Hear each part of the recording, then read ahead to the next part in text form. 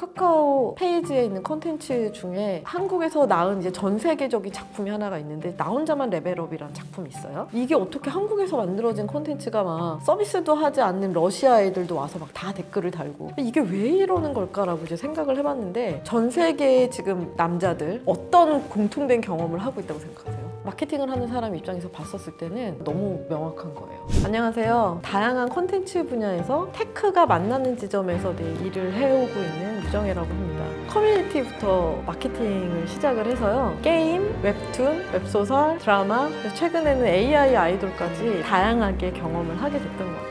카카오 페이지에서 모든 사람들이 아는 플랫폼으로 만드는 일을 했었던 게 가장 기억에 남는데 제가 유저들 한 2천만 명 정도 넣었던 것 같아요. CMO 역할을 하면서.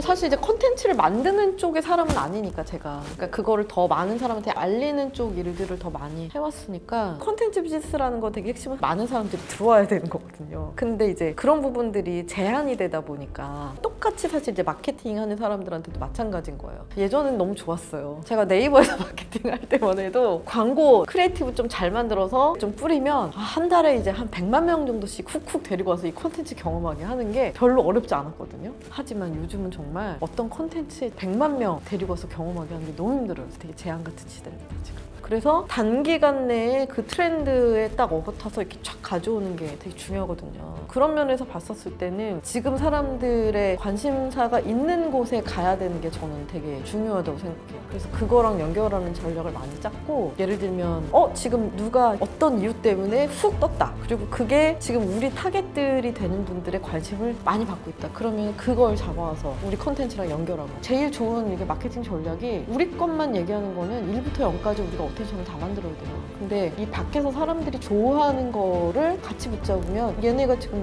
내가 좋아하는 무엇? 내가 좋아하는 어떤 사람? 어떤 스타가 지금 이걸 하고 있네 라고 해서 관심을 되게 쉽게 가져올 수 있는 부분들이 있단 말이에요.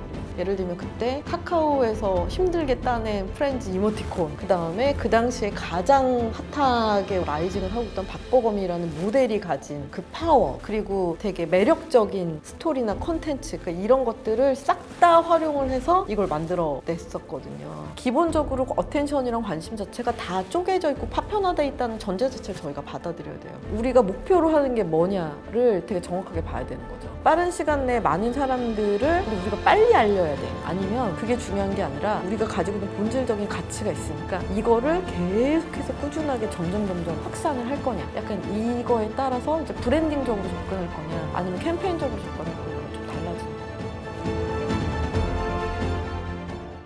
마케팅을 하는 사람이 가져야 될 가장 중요한 게 뭘까라고 생각하면 결국 호기심인데 Y를 계속 생각해보는 게 되게 중요해요. 왜 이게 되게 지금 유행하는 걸까? 약간 이런 워낙 지금 이제 한국의 K 컨텐츠가 사방에 유행이다 보니 그 컨텐츠 왜 잘 됐다고 생각하냐는 질문 많이 받고 특히 해외에서 그 질문 되게 많이 받아요. 그러니까 그게 뭐 드라마든 웹툰이든 간에 굉장히 크게 이제 글로벌로 히트치는 컨텐츠들 있잖아요. 그런 거는 결국 그 밑에서 그 시대의 사람들이 공감하고 있는 무언가를 건드리는 거예요. 사실상 이제 한동안 저희가 막 기생충, 이태원 클라스라는 콘텐츠가 엄청 글로벌리 히트를 치고 흥행을 했는데 마케팅을 하는 사람 입장에서 봤었을 때는 이 콘텐츠가 왜 글로벌로 흥행하는지가 너무 명확한 거예요. 자본주의는 많은 문제들을 해결을 해줬지만 또 해결되지 못한 많은 문제들을 가지고 있어요. 근데 그 중에서도 요즘 제일 핵심이 빈부격차라고 흔히 말을 할 수 있는 이거에 관련된 건데 이게 한국만의 문제가 아닌 거예요. 뭐 한국도 지금 처음으로 이제 20대나 30대가 이전 세대보다 가난한 첫 세대가 나올 수 있다라는 얘기를 지금 하고 있잖아요. 근데 이 메시지가 이미 서서히 다 일어나고 있는 일이에요. 그리스, 스페인, 유럽에서도 보면 다 그런 일이 일어나고 있어요.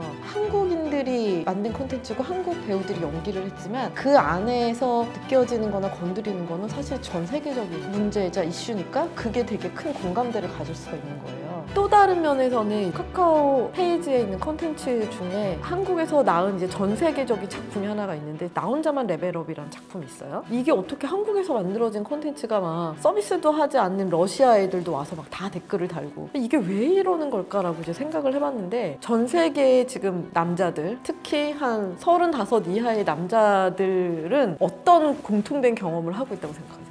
뭐냐면 게임이에요. 게임. 한국이 또 되게 게임 강국이잖아요. 희한하게 게임 판타지라는 장르가 엄청 많이 성장했어요. 나 혼자만 랩에도 게임 판타지의 어떤 한 작품이에요. 아시겠지만 미국의 슈퍼볼을 보는 사람보다 전 세계에서 이제 롤의 챔피언십 경기를 보는 사람들이 더 많거든요. 그러니까 그게 역전이 됐어요.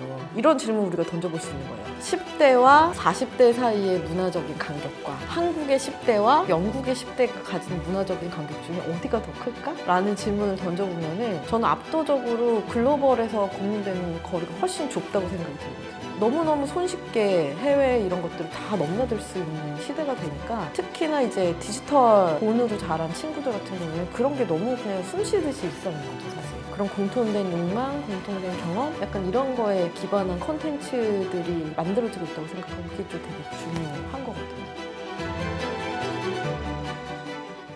그러니까 지금같이 이제 디지털 시대고 결과들을 굉장히 많이 숫자적으로 데이터적으로 예측을 할 수 있기 때문에 되게 적은 예산이면 할 수 있는 것 자체가 한정적이에요. 어쩌다가 역주행 같은 게 막 일어나는 케이스들이 있죠. 근데 그거는 비즈니스의 영역은 아니라고 생각하거든요. 운의 영역인 거지. 그냥 비즈니스적으로 봤었을 때 몇 가지 이제 우리 영역이 있어요. 예산이 우리가 1,000만 원일 수도 있고 그다음에 1억일 수도 있고 10억일 수도 있고 100억일 수도 있잖아요. 마케팅 예산 규모가 커질수록 가장 많은 예산이 들어가는 게 어디인 것 같아요?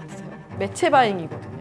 그러니까 매체 바잉을 하는 거는 결과가 거의 숫자적으로 다 나와 있어요. 너무 뛰어난 크리에이티브는 아닌데 그렇다고 뭐 아주 망한 크리에이티브는 아니야. 일반적인 평균치의 크리에이티브를 달성한다고 했었을 때 우리가 캠페인을 기획을 한다라고 하는 거는 이 캠페인이란 말이 어디서 나오는지 아시죠? 군사작전에서 나온 용어거든요. 그 얘기는 뭐냐면 이 캠페인이 최고치건 최저치건 간에 우리가 원하는 일정 부분의 목표를 무조건 달성을 해야 된다는 거예요. 그리고 그 부분의 가장 많은 부분이 매체에서는 나오기 때문에 크리에이티브나 아이디어가 평타일 때는 이 예산에 따라서 좌지우지 되는 게 맞아요. 우리가 예를 들면 뭐 1,000명, 10,000명 정도 데려오는 거는 그냥 뭐 좀 재밌는 아이디어를 할 수 있을지도 몰라요. 근데 이게 예를 들어서 10만 명, 100만 명 이런 식의 규모로 사람들을 데리고 와야 되는데 예산이 없는 데는 절대 할 수가 없어요. 법칙이거든요, 그냥. 이번에 조회수를 획득을 예를 들어서 뭐 한 100만 회를 잡아서 한번 얘기를 해볼까요? 일단 이게 자력으로 완전히 빵 터져가지고 가는 경우가 제일 해피한 케이스죠. 하지만 쉽게 일어나지 않는다는 거 다 알고 계시잖아요. 이런 콘텐츠가 우리가 있다는 거 알기만 하면 애들이 되게 많이 볼 것 같은데? 라고 하면은 이 도달 범위를 넓혀줘야 된단 말이에요. 그래서 우리가 미디어를 사서 100만 명한테 도달을 시켰는데 애들이 재미없어가지고 한 절반만 이걸 봤어. 그러면 200만 도달이 돼야 목표치가 되는 거잖아요. 이 콘텐츠가 너무 그냥 쏘쏘 해가지고 5명 중에 1명만 반응을 해. 그럼 500만 도달이 돼야 100만 명이 되는 거잖아요. 도달이 돼도 데려오기가 쉽지가 않은데 도달도 안 됐는데 데려올 수 없잖아요. 그러면 그 도달 범위 자체를 다 매체 예산으로 사는 거예요. 그러면은 우리가 캠페인을 짤 때는 운이 진짜 좋았을 때 되는 거를 우리 목표치로 삼냐? 아니죠. 그래서 저는 SNS 콘텐츠에 그렇게 크게 기대하지 않거든요. 빵 터지면 좋은데 안 터져도 우리가 원하는 비즈니스 목표는 달성할 수 있어야 된다. 그렇게 짜여져야 그게 캠페인인 거예요. 그 예산이 없다라고 하는 거는 목표치 대비한 거예요. 근데 대부분 회사는 항상 예산이 부족하기 때문에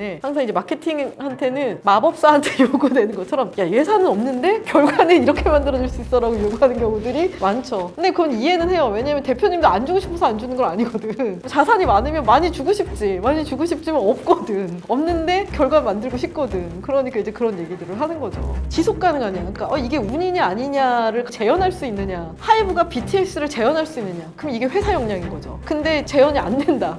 약간 이렇게 되는 거인 것처럼 아마 그런 얘기를 하시는 거는 보통 필요한 예산은 이만큼인데 뭐 절반을 줬는데 목표치는 그대로라거나 약간 이런 것들이겠죠. 예, 예.